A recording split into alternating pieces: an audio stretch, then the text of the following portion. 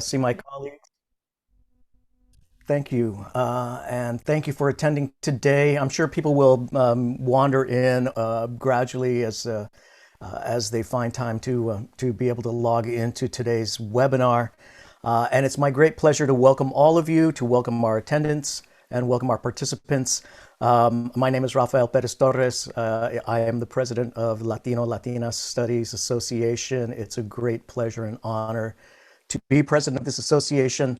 And it has been a very, very interesting period to be president of any association. As all of us know, this has been a very, very difficult time.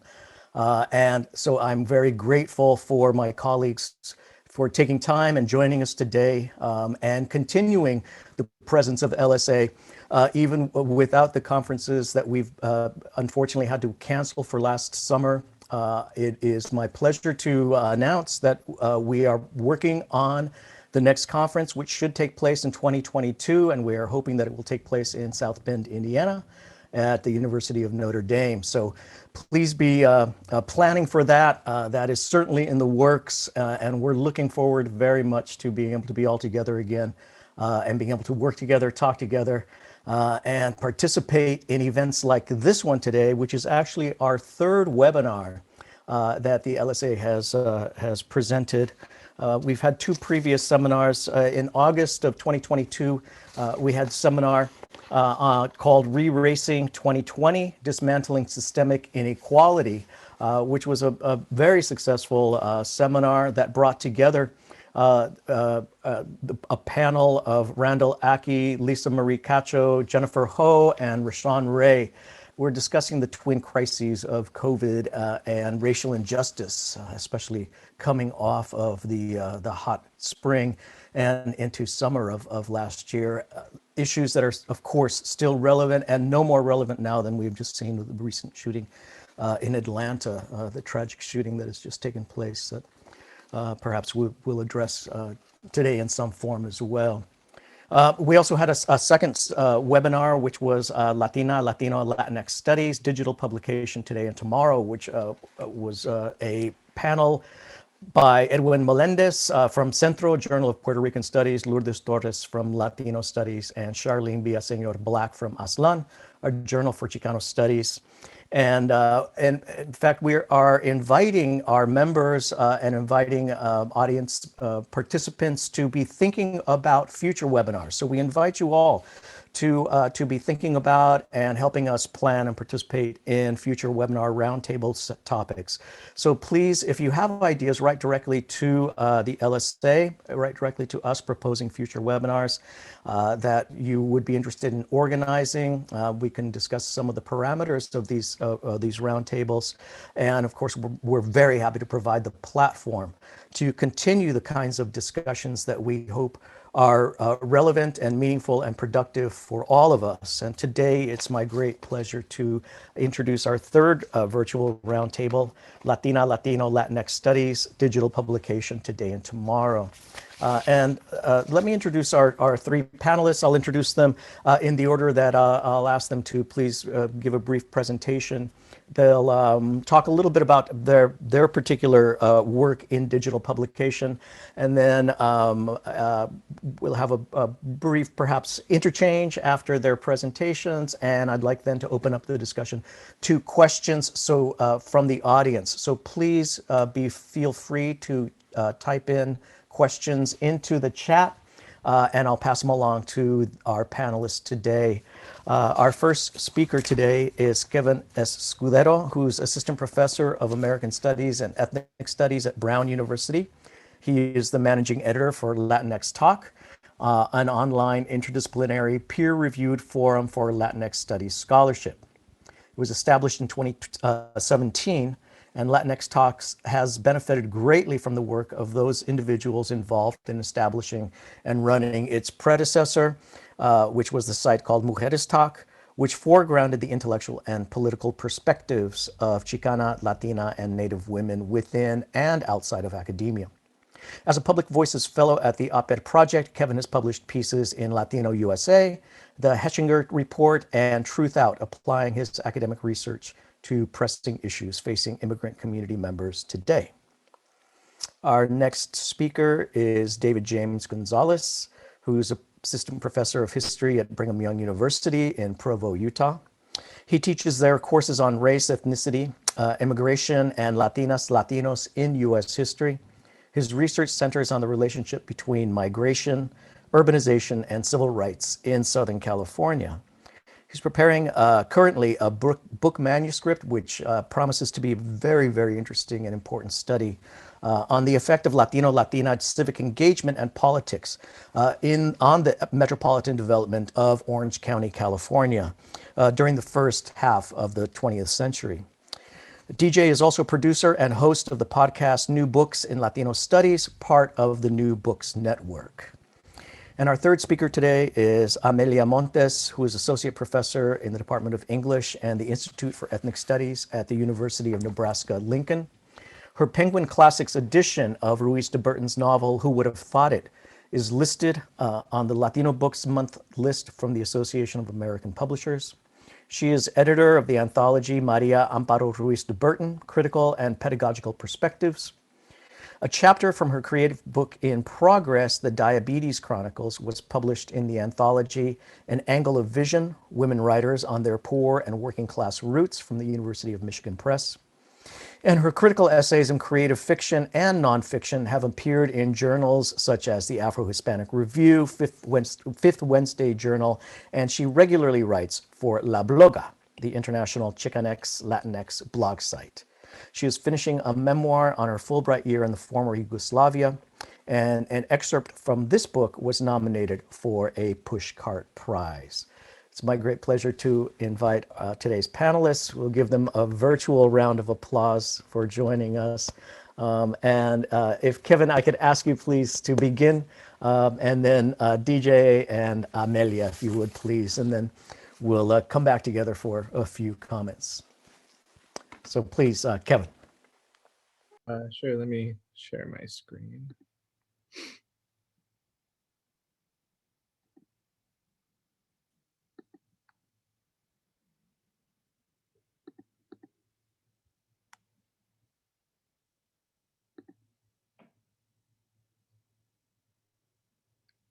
Can you all see that?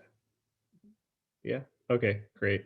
Yeah, thank you to LSA, to Rafael, to Lee, to the folks who made this happen. And yeah, I'm really appreciative of this opportunity to talk a little bit about Latinx Talk with you all. So I'm going to talk a little bit about Latinx Talk. I'll talk about the submission process, the review process, and then if there's time, because I am timing myself not to go over, I'll talk about upcoming developments on the site. So for folks who aren't familiar, this is Latinx Talk. This is a screenshot of our front page, and it's latinxtalk.org. You can see one of the pieces that we have up right now is called Organizing on the Ground for BLM, a gay, mixed, Black, and Mexican perspective. So you can definitely check out the site itself. Latinx Talk also is indebted to Teresa Delgadillo from the University of Wisconsin-Madison, who was our founding editor and was founding editor for Mujeres Talk and then now Latinx Talk. And I have the opportunity to work with Felipe Hinojosa, who's our editor, with Renee and Rosa, who are the two student fellows working on the site. And then we have an advisory and editorial board who are listed, a distinguished group of faculty and individuals. So please check out that on the site. So I wanted to begin by talking a little bit about Latinx Talk. So we are an online interdisciplinary peer-reviewed forum for the publication of original research and commentary in the fields of Chicanx and Latinx studies. And the site was established in 2017 by Teresa, building on the work of Mujeres Talk, which, as was noted earlier, is a woman-centered, woman-run site showcasing cutting-edge scholarship in Chicana, Latina, Native American women scholars. And so we really wanted to bring forth the centering of the voices of Chicana, Latina, Native American women scholars, but also with Latinx, open up the different ways that people identify in the community and make it a site that is inclusive of many different communities that we write about and talk about. We're published by the Ohio State University Libraries, and we have 3 thematic issues per year. So one in spring, one in summer, and one in fall. And some examples of the themes that we've covered recently are Latinx communities, the aftermath of the 2020 election, and the beginning of a new administration. Another one that we did recently is Latinx communities and the movement for Black lives, and then COVID-19 and Latinx communities. And then we had a series on Latinx literatures and discussions about that. In terms of the submission process, we definitely welcome submissions from all scholars. So everybody in LSA, definitely, please consider submitting. And we really want to encourage graduate students, postdoctoral fellows, early career faculty members to submit. Those are folks who have consistently been submitting pieces, and we love seeing them. So please continue to do so. For us, submissions draw on a range of mediums, so they can be essays between 500 and 2,000 words. We also welcome multimedia presentations, podcasts, and short videos. So while the majority of the pieces on the site tend to be essays or more op-ed kind of pieces, we definitely are looking forward to exploring more videos and podcasts. And our submissions are through our Gmail site, so latinxtalk@gmail.com. So feel free to submit that way. And the calls with the topics and the due dates for each of the 3 issues per year are listed on the site. So if you go to latinxtalk.org, there's a submission or a call for papers, and that's the most recent one, and it will have all the information there. And we're just wrapping up a call right now, and so we'll be issuing another one in the summertime. Just a quick note about our review process, if folks are interested. Once we receive a submission, it's sent out to 2 external reviewers, and those reviewers, or sometimes internal, sometimes external, but those reviewers are asked to look at the appropriateness of the piece for Latinx Talk, its originality, the rigor and creativity and the value of the contribution, and then they provide suggestions for revision. Reviewers can recommend that a piece be published with major or minor revisions, or rejected. And once we receive the feedback from the reviewers, we send the piece with the comments to the author. Authors generally are given 2 to 3 weeks to revise their pieces and then resubmit it to the journal. And then the members of the editorial board make sure or gauge whether or not their revisions have been done satisfactorily. And if not, then we'll share our concerns with the author, but usually it's a pretty smooth process. Just a note on some upcoming developments. We have a new logo that's coming up and a homepage redesign that if you look at the page in a couple months, you'll see some differences. We're doing our own Zoom webinar series, given that folks are largely online during the pandemic. So there's one we did recently and one that's coming up on March 24th, co-sponsored by Arizona State University. Thank you, ASU. And then we're also developing pedagogical materials based on the post. So a lot of folks have written great pieces, and we really want to make them accessible for folks who are teaching in the classroom or just interested in a topic. So we're doing that as well.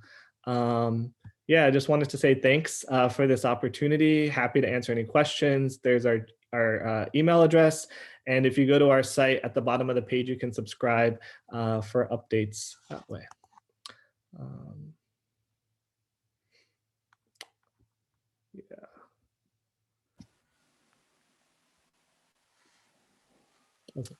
Thank you, Kevin. And we have a question from the audience.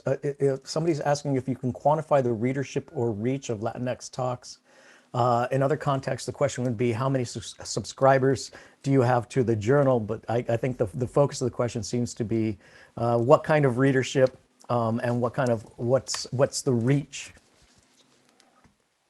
Sure. So our average readership on a daily basis is about 50 to 60 people or site visits. And then when we have a piece come out, it goes up to about 250 to 300 or a little bit over 300. So those are the site visits. And then we also have a listserv of people on our email list that we send out to about 320 people. So the reach is relatively broad, but we definitely encourage more folks to sign up as well. And we have a Twitter and Facebook and social media that we also amplify the pieces on. Excellent. Thank you, Kevin. I'll save the questions actually for the end. Why don't we get to DJ and then we can circle back to some of the questions that are popping up. All right, thank you. Thank you. Thanks to Rafa for the invitation to participate on this panel, for everyone that is helping to put it on. It's a real pleasure to be together, even if virtually, through these times. I'm going to talk a little bit about the New Books Network and, of course, New Books in Latino Studies, and what makes this particular medium, I think, attractive for me, and how I got involved, why I got involved. So quickly, let me share my screen. Here we go. So this is the New Books Network site. You can just go to newbooksnetwork.com. And again, this is the larger podcast site that New Books in Latino Studies is a part of. The New Books Network itself began in 2011.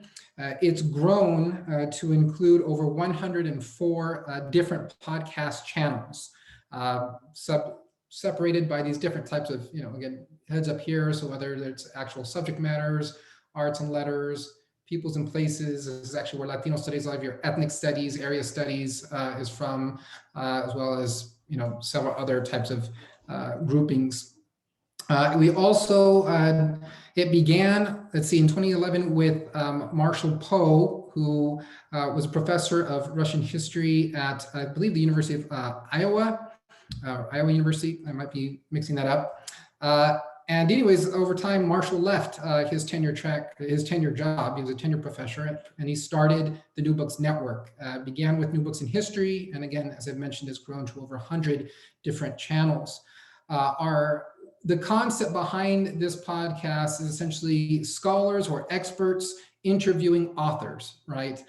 So all of the podcast hosts are pretty much all of them, most of them are academics, or either advanced PhD candidates, or they're also early career scholars like myself, tenured scholars, you name it. But they're specialists in the field that they are interviewing that author in. And it's styled after a author type of interview format, very discussion-based, meant to be informal, very conversational in that way. And the broader goal with the network itself has been to get the high quality scholarship that we all experience, get to participate in these conversations that particularly happen in print, but even outside of that, but that are usually stuck to monographs, and don't get read by the general public. So the idea was to get this information out there and to a much larger and broader audience. And so the New Books Network is now celebrating its 10,000th podcast episode, which it just released. That makes the New Books Network one of the largest podcasts in the world, and definitely among academic podcasts or any type of scholarly podcasts. It's at the top as well. So all of our podcasts are naturally free. For me, I'm going to go to the New Books in Latino Studies site and page. That's particularly one thing that attracted to me when I think of what makes podcasting particularly effective in a form of digital scholarship. I think particularly with the type of scholarship we're involved in, it is accessible.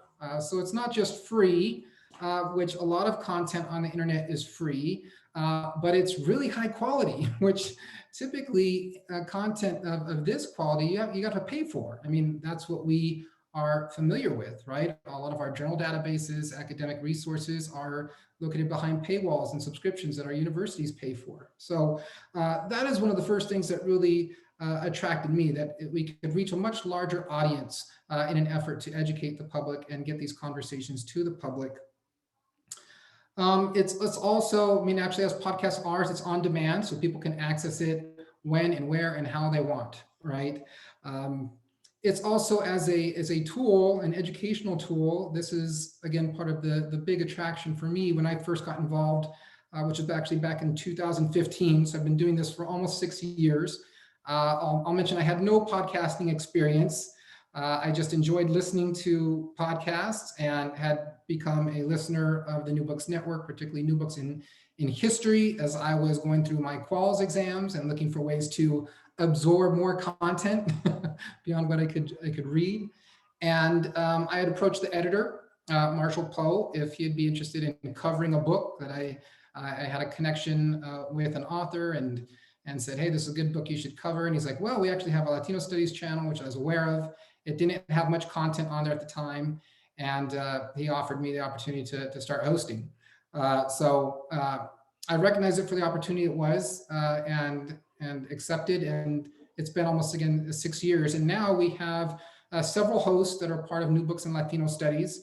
There are 4 of us that do most of the hosting. That's Tiffany Gonzales, who's a postdoc fellow at Tulane, but is also just accepted an assistant professorship at James Madison University. Jaime Sanchez, who's a PhD candidate at Princeton, and Jonathan Cortez, who's a PhD candidate at Brown. We are also always looking for new hosts and additional hosts. So if any of you are interested in podcasting, then you can reach out to myself directly, or through our website. You can just click on hosts, and you can click that little button and fill out a questionnaire, and our editor-in-chief, Marshall Poe, will be in contact with you. Of course, if you just have general questions about the process, you can just send me an email as well. I'll be happy to talk.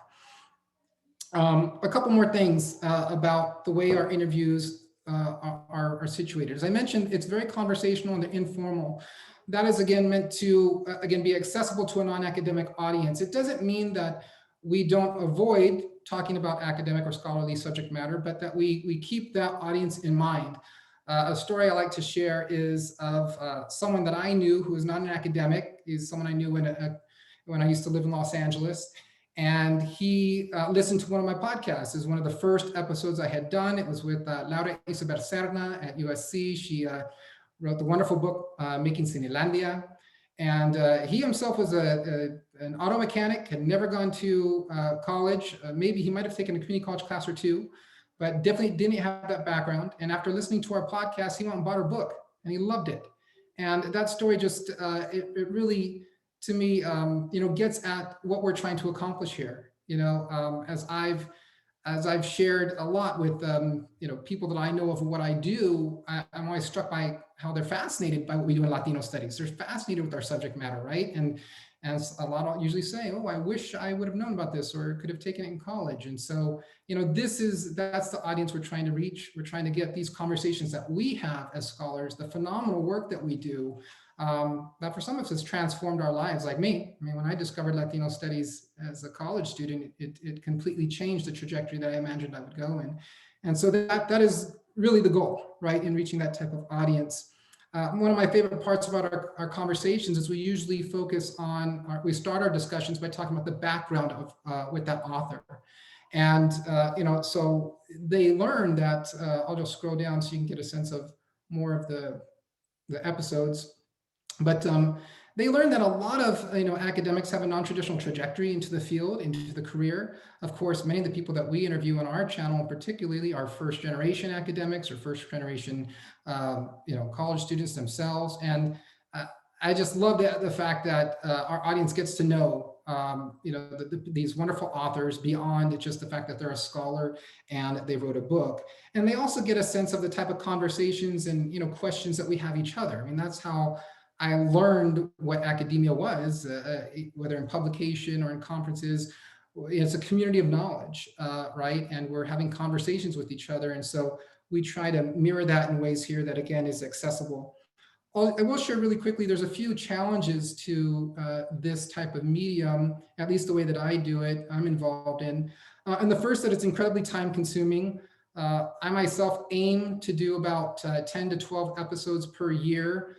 We're not paid for this work, so it's on top of one of those other things that you just do, like a lot of us do, right? So it takes up a lot of time, and it's essentially free labor in that way. But when you think of why you do it, it's again to get the message out, right? To help a broader audience understand and see what Latino studies has to offer, as well as the brilliant again scholarship that is there. There's a lot of competition also in podcasting. Obviously, there's a lot of choices. That's what had eventually attracted me to kind of try this with New Books Network. They already had an established platform. I didn't have to create everything from the ground up. I'd be happy to talk a little bit about that more if anyone has questions, but that is a big challenge, if you scroll through your podcast apps, which New Books in Latino Studies is available on all of them. Stitcher, Spotify, Apple Podcasts, it's already on all of that stuff. And And then I'd say just one other quick challenge is the length. Our conversations are generally about an hour long. And so, you know, I mean, that's it requires an attention span that may be, you know, a turnoff for some. I've tried to do it shorter. I've tried to do some smaller shorter conversations around 30 minutes. It never really seems to work just because there's so much wonderful things to talk about. And we usually spend about a good, sometimes 10 minutes just getting to know the author and why they you know, wrote that book, how the project developed, you know, and before we actually get into the content. So happy to take any other questions moving forward, but I'll pause there for now. Thank you so much, DJ. And there is a quick question. As long as you're sharing the screen, I'm wondering if there's somebody's asking about how many hosts there currently are, and if there's a link to on the screen that you're just showing. Is there a link to the list of the hosts that are doing the podcasts? Yeah, good question. So each podcast, you can all still see my screen, is that right? Not yet. Not anymore. Stop sharing it. Okay. Yeah. There we go. So each podcast has the name of the host there. Now, what happens on all the New Books channels is a lot of these podcasts are cross-posted. So anything that's related to Latino studies, if it was conducted in an interview through another channel like this one is history, the top one here, New Books in History, political science, they'll get cross-posted onto our channel as well. Some of our, again, we have 4 active hosts. Jonathan Cortez is here with one of his recent interviews. So there is not a link that if you click that you can find to just say list our 4 or 5 hosts' names, but you can click on the host name, his or himself, themselves, and they'll have a little bio and something like that. And again, if anyone's interested in actually becoming a host or having your book featured, you can use the Pitch a Book link here. That's at the top of the website. So whatever channel you're on the New Books Network, you'll see that link to Pitch a Book.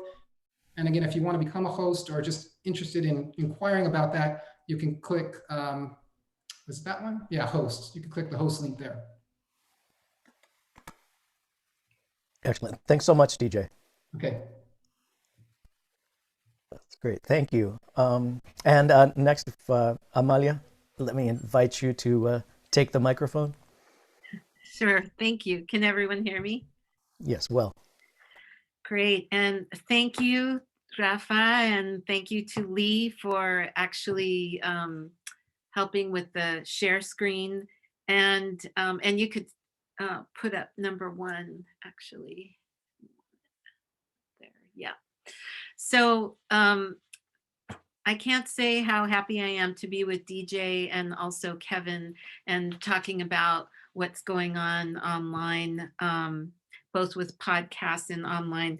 La Bloga actually is the oldest web-based Chicano, Latino, or Latinx, Chicanx website. And if you see all those people at the top, those are the writers for La Bloga. And first, I'll give you a little history. La Bloga started in 2014, so about 16 years ago. And actually, it began in New Mexico. A librarian, Teresa Marquez at UNM, had started a kind of, it was an interest group online called Chicle, or Chicano Literature Interest Group. And about the time that was shut down, that's when blogs started coming into existence. And so Michael Sedano and Manuel Ramos decided to start this La Bloga. And so I'm just going to first tell you who's who on La Bloga, so you get an idea. We are not, I'm pretty much the only academic. Everyone is a writer. And when I say academic, tenured professor. And this is what I love about La Bloga. The majority of the writers are writers themselves or playwrights. poets, etc. So first on Mondays, now all you have to do is Google La Bloga and it'll come up. Although there is somebody in Eastern Europe that's called La Bloga. So just go to La Bloga. And on Mondays you have Sana Carasa, who's from Kansas City, Missouri. She's a poet. She shares Mondays with Daniel Olivas, who is in LA. He's a playwright and publishes a number of anthologies, Chicano anthologies. On Tuesdays, Michael Sedano, who is also the web manager, he publishes gluten-free Chicano cooking as well as photo narratives.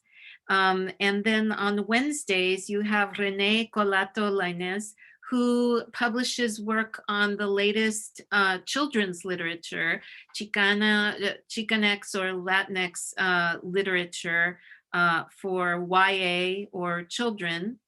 And then on Thursdays, you have Daniel Cano, who's also in Los Angeles, and he's a writer and he does mainly interviews. Then on Fridays, you have Melinda Palacio, who's actually lives half the year in Santa Barbara and half in New Orleans. And she's a fiction and poetry author. And she does everything from her own writings to interviews as well, and to latest books being published. And then on Sundays, I write along with Olga Garcia, who is an LA poet and memoirist as well. I hope I'm covering everybody. We also have guest writers, and if you are interested ever in being a guest writer for La Bloga, just email me. I'll leave you my email so you can email me, and I'll get you in touch with Michael so you can be a guest writer.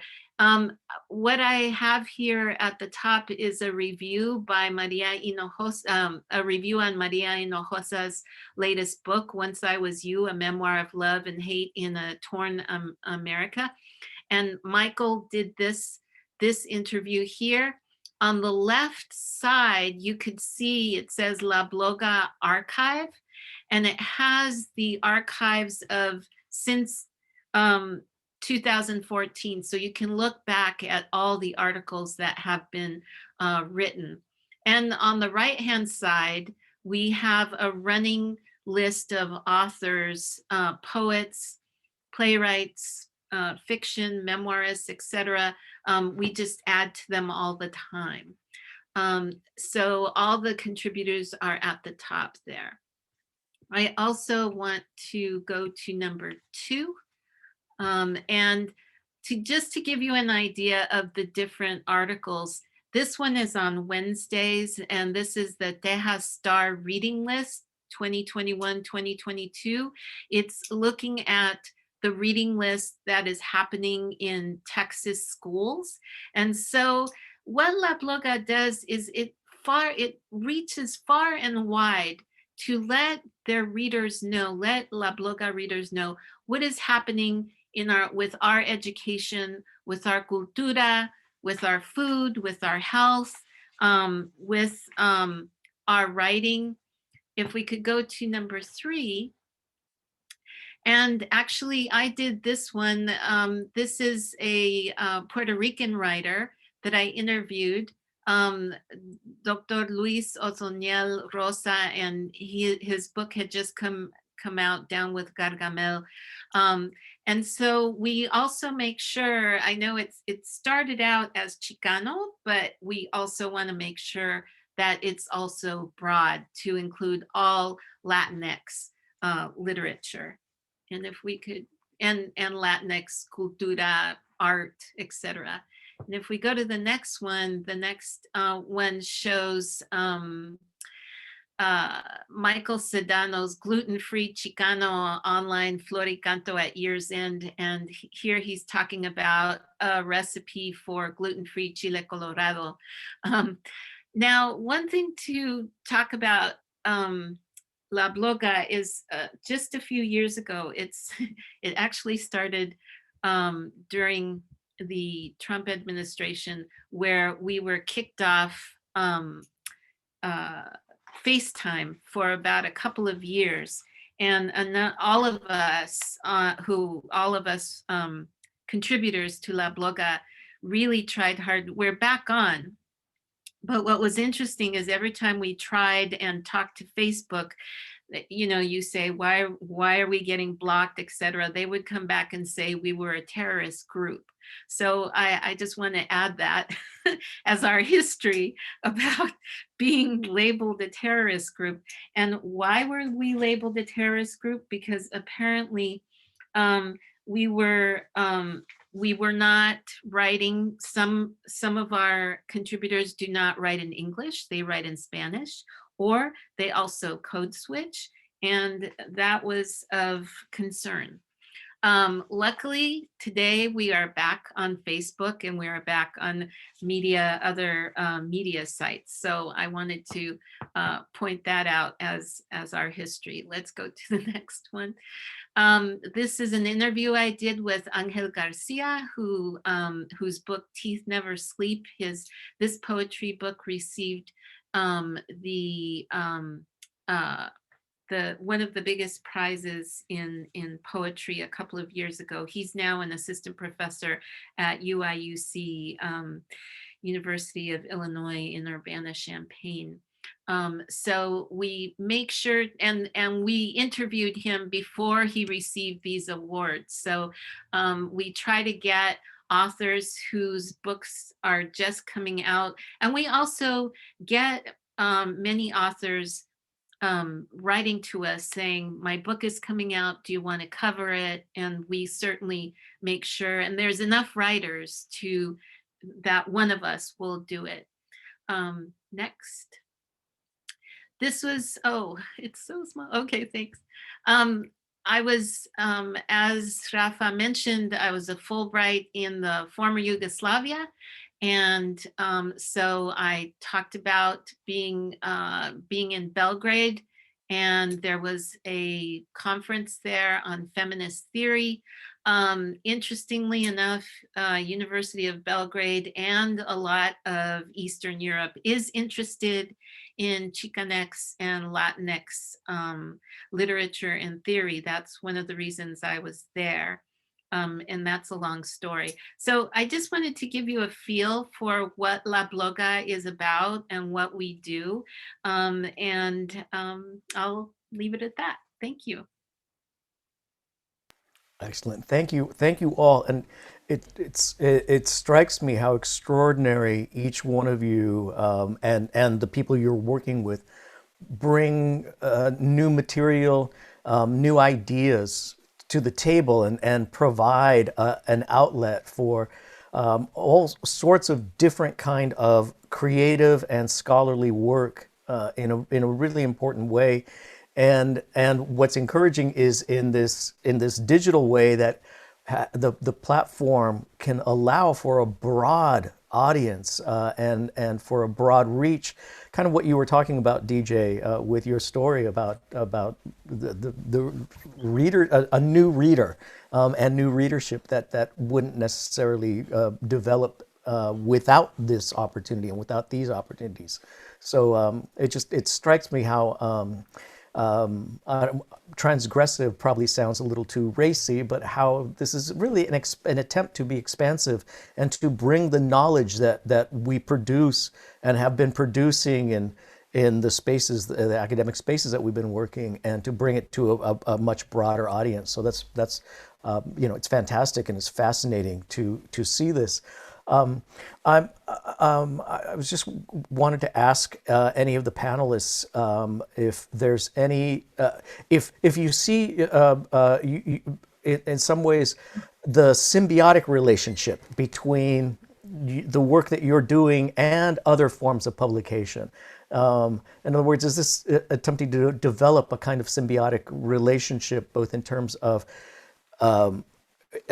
distributing information, distributing knowledge, but also creating knowledge, and maybe that these sites can be a space where an initial foray into a new topic can be broached by a young scholar or by somebody who wants to, who can work within as you were mentioning, Kevin, a 500 to 2,000 word parameter, right, to approach a new work, a new idea that may end up being a book that perhaps down the line, DJ, might be a book that you would end up covering, right, and that perhaps this is somebody who would be writing in stages, so to speak. So do you see your sites as places where new scholarship can be explored, and scholars can go and develop new ideas and try out something new, that this is an area of possible experimentation? Is that how some of you see the work that you're engaging in? Yeah, I'll say that I definitely rely on some of these resources. New Books in Latino Studies is, I mean, again, I was trained as a historian, and half my training has also been in American or ethnic studies. But I'm not a literary scholar. I'm not a sociologist. I'm not an anthropologist, right? And Latino studies encompasses all of that. And so we try to, with the limitations of the 4 hosts that we have, and as well as the network of the other channels, to cover that as much as we can. So my point is that I look to resources like La Bloga, right, and others, right, to try to see, okay, what's a book outside of my field, or a scholar, a conversation that we need to bring onto our channel. So that, I think, speaks more to the symbiotic relationship that can exist in these various digital areas of publication, that I think a lot of us rely on, right, not just to keep track of what's going on, but to be aware and to know what we can share, what we should teach. I mean, these resources, are great to bring into the classroom. Yeah, I could share. Thanks for the question. I think, one option that folks have is you could submit an individual piece to the site based on the theme, but we also welcome proposals for roundtables. And we've had some great roundtables, one on Afro-Latinx feminisms that I use in my Intro to Ethnic Studies course. And I know a lot of folks have also drawn upon. There's also one we did on being in higher ed and being a faculty member as a Latinx individual, and what it means to teach in ethnic studies, Latinx studies during certain political moments. And so I think that there's great opportunities if folks want to create like a conversation or kind of like a special issue, but more related to ongoing contemporary issues in the moment. Because I think one thing that makes it really nice is shorter pieces, but still peer reviewed, allows folks to respond in a faster timeline perhaps than the regular print process, but still to be in those conversations as well. That's great, thank you. And I wanted to emphasize also that this issue of it being a peer-reviewed process is something that means anything that's published or anything that gets published on the site is a peer-reviewed piece that should be included on people's CVs, and that this is material that is scholarly material, and it's editorialized material, edited material that is under review. So I just want to mention to our audience, if there are young scholars out there, that this is a place to be able to have published work that does count for the kinds of publications that young scholars need and are hungry to get, and it's a great place to be able to initiate scholarship. There's also a question that came for DJ. Do you mind answering that question, DJ? I think you can see that came across on the Q&A, which for the audience is, can hosts on the New Books Network, can hosts also pitch a book author they may want to interview? Are there other opportunities for involvement, especially for graduate students with the network beyond becoming hosts? Yes, I'm just going to share my screen again real quick, just so you can see a glimpse of, this is just a glimpse of some of the different books that I've covered. And so to answer that question, yes, the hosts are essentially the final say of which books they're going to cover, which makes it challenging, again, particularly for our channel, which is, interdisciplinary, right? Or multidisciplinary. And in regards to the question about can graduate students, or the opportunities for graduate students, definitely. That's how I got started.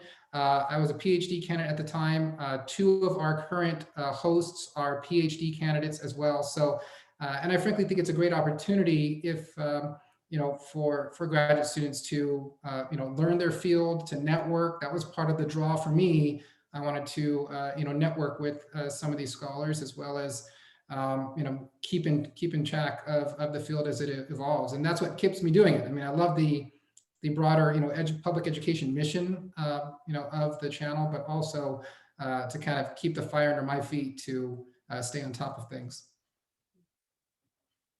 Answer both of those questions, I think. Yeah, I believe so. Yes. Yeah. And I encourage the audience, if you have any specific questions, including nuts and bolts questions about applying for sending material for the blogs, it'd be great. So please, if you have any questions from the audience, I encourage you to ask them. I'm also wondering if the panelists could talk a little bit about when you are considering which topics to accept or publish. Are you looking more for a comparative work? Is that something that is of interest as opposed to say strictly nationalist kind of work that is more focused on particular subgroups within Latino studies?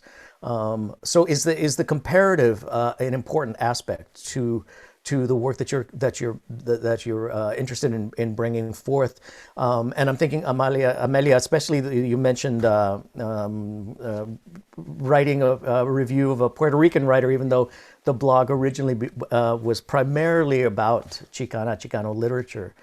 So is there more of a move toward that broader sort of Latina Right. And conceptualization? Can you can hear me, right? I always forget it. Am I muted? Am I not?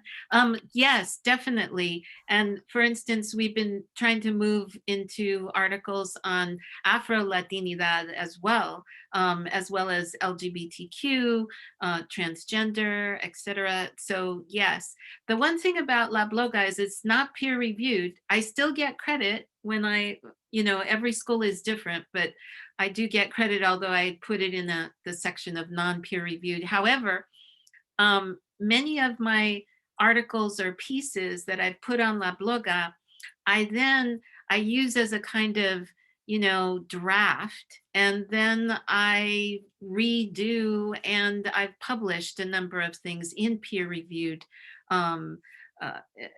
arenas. So if you want to try out La Bloga and then maybe later, there is no patent, like you can take what you put on La Bloga and publish it elsewhere. Yeah. Someone had also asked about what was La Bloga before, and it's Chicle, Chicle. And the person who started it was Teresa Marquez at UNM. She was she's a librarian, or she's no longer at UNM. I'm not sure where she is. Yeah, and I should mention that Chicle used to be primarily a librarians group, and it was a way that librarians who were interested in Latina literature would communicate with each other, and then it Right. sort of expanded after that. Right. Yeah. DJ or Kevin, just the question of comparative work, Latino, Latina, Latinx work, Afro-Latino work. Are those considerations when you're thinking about the particular text that you want to write about? Yeah, I think that's a great point. In Latinx Talk, we definitely try to have broad representation in our advisory and editorial boards among folks who write about Latinx communities from a variety of perspectives. So Afro-Latinx, Indigenous identified folks, folks who are multiracial, Asian descent in Latin America, thinking about those communities and those experiences, and our representation, who's on our board, who's part of the conversation, and who writes for our site. And I think, our call for papers, our recent one on Latinx communities and the movement for Black lives, touched on Afro-Latinx identity. And in our upcoming one that is going to be about Latinx futurisms, I think we'll also incorporate some of the discussions around Asian Latinx identity and connections and solidarities, particularly with what's been happening, what happened recently in Georgia. And so I think, we definitely, encourage that. And also I think as our site, coming from Mujeres Talk, a very strong feminist perspective and approach. And so we, definitely try to draw on those areas, comparisons within, Latinx communities and also with other communities. And I want to do a shout out with Latinx Talk too, because some of my pieces have gone to Latinx Talk as well, back and forth. So it's good. Yeah. Yeah, and in regards to our policies or practices with coverage, I mean, I can speak most directly for myself because each host is able to decide what they're going to cover or which book they're going to feature. We do get, again, books that are pitched to us. And so if you pitch a book to the New Books Network, then the editor will generally reach out to me. And then if it's something I can do, I'll do it, meaning like timing. I love the challenge of covering subject matter that is outside my field, as I mentioned. I just thought right now, one thing I haven't covered is poetry. I've tried to cover a number of books on literature and again, several other kind of studies. The question about, kind of representation, I mean, we try to represent the field. So a lot of our, I try to think of, how does this particular publication speak to what's going on in the field? Again, I've become more attracted to things outside of my field. We have a couple other historians that are podcasts, are podcast hosts. But I will just say again, I'll use this to make a pitch. We need a lot more help. The larger channels like New Books in History, which is the most popular channel, they have dozens of hosts that allow them to, again, get much broader reach throughout their field. If you look at New Books in Latino Studies, you'll see there is broad representation on several issues. Some of the most recently published podcasts have to do with transgender LGBTQ plus issues or publications. Those were cross-posted from other channels. So again, any of the 104 podcast channels tied to New Books Network, if it's related to Latino studies, then they will cross-post it and it will be on our page as well. We also have a Latin American studies page. We have a Caribbean studies page. So those are also there. And often the work is cross-posted. That's great. Since you're talking about poetry, because earlier when I showed Angel Garcia's poetry book, Teeth Never Sleep, I now remember it received the 2019 American Book Award. And before then, it also it was published because it received the Canto Mundo Prize. So, yeah. That's great. Yeah. There is a question, and I think Amelia, you answered partly to this question. Is there a danger in submitting material for online publication, in the sense that, say, a university press says, well, you published this already, so we won't publish the book? Amelia, you responded a little bit to that about, the stages of revising and changing written work, but also I'm just wondering if there's any response, that any of you would have. I have my own response as well to that notion, having republished a number of things in the course of my career, and what that means. But if any of you have any thoughts. When you're publishing a book, I mean, if you have, one chapter already published, they'll be okay with it as long as it's not the whole thing. But go ahead. Yeah. To my mind, one of the benefits of publishing a smaller piece and then incorporating it into a larger piece is that it inevitably becomes something new, and it inevitably plays a different role. in the larger piece. So I don't think that there is really a danger, so to speak, about publishing and then using that same material elsewhere or elsewise. It's still your intellectual property. And when it becomes placed in a different kind of conversation or a broader conversation, its significance changes. So I suspect that would not be a significant danger. But if any of you have any other thoughts or additional thoughts about that. Yeah, I'd say I definitely second what's been shared. When I worked on my book project, I was told one chapter, and try to keep it at one chapter and not to have more than that published. And so in terms of the book conversation, I think if you have a chapter, we don't publish full chapters of books or revised dissertations. We publish a very small piece of that with the 2,000 words or less. And so, but even the idea, I think if you have the idea in a nutshell form on our site, it's peer reviewed and it should be able to be listed as an academic publication. And then presses, I think, will understand, because it won't be the same text as the book project or the article. And I think one thing that we've come across is people have said, I want to publish something that I've published in another site like Medium or something like that, and I want to republish on Latinx Talk. And what we've said to folks is that we'll consider those on a case-by-case basis, but we really want to publish original scholarship, and it has to go through peer review. And so even if it's been published somewhere else, it would need to go through a review process with us, and it might end up taking a different form by the time it comes out. And so just getting folks, aware of that. But we definitely have had some conversations around, it's been published somewhere else, but I want it to be on Latino Talk because of your call, the topic. And so, yeah, that's what we've done.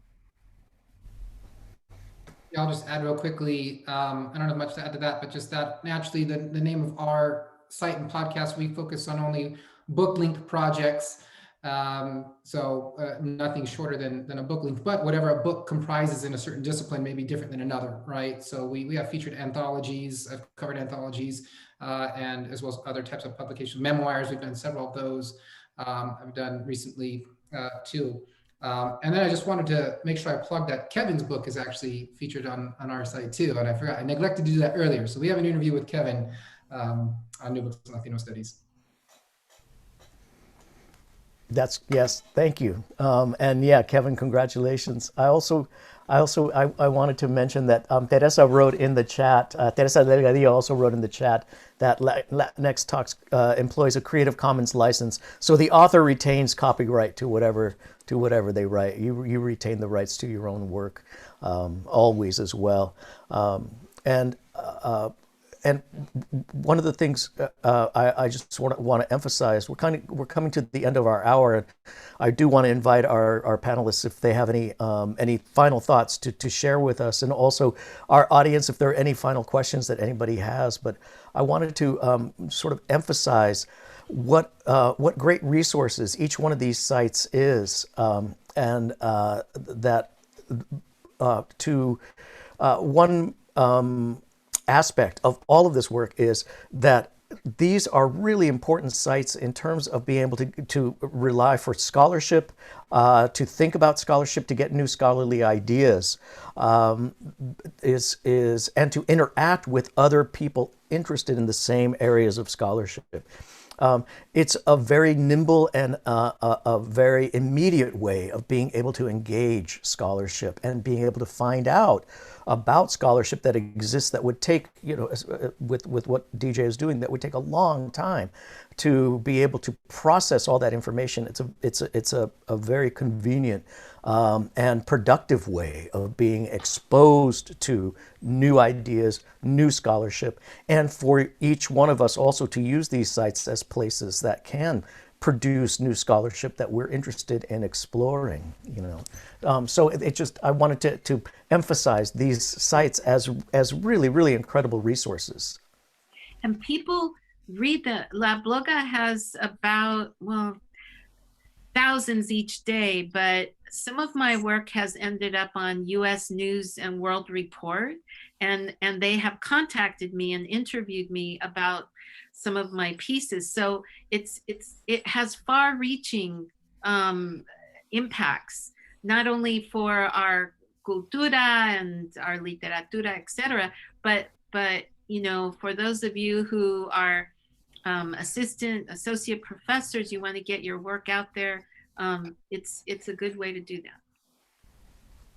Yeah, I don't have an idea of how many copies of the standard academic monograph are sold.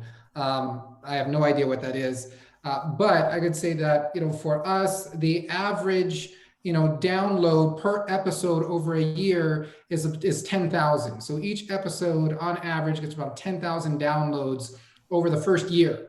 Over the first couple weeks, it's between 3,000 to 6,000 downloads. So even though we're just a small corner of the podcast market, or the small corner of New Books and Network, and then an even tinier corner of the podcast industry and market in general, think about that reach. And I completely agreed with what Rafa is saying, and Amelia, that the reach of these, I think, is the potential for their power. And I think my co-panelists as well. I love your resources. I teach with them. I share them with students. I share them with family and friends. So thank you for what you're doing. And thank you all. Thank you all for what you're doing. Thank you all for sharing today, taking time to share with us. We all really appreciate it. I very much appreciate it. And I'm just really excited that we have this opportunity to be able to share this information and to get that information to our members. I just, with gratitude, I want to say thank you for the hard work that all of you put in, and how much all of us can benefit from this work. So thank you. Another round of applause to our panelists for joining us today. Thank you so much from the bottom of my heart. And thank you all for the work you're doing, for being so generous with your time and being generous with all of us today. Everybody be well. Please continue to be in touch, and we will be in conversation as we continue on. So thank you all. Thank you so much. Everybody be well. Thank you.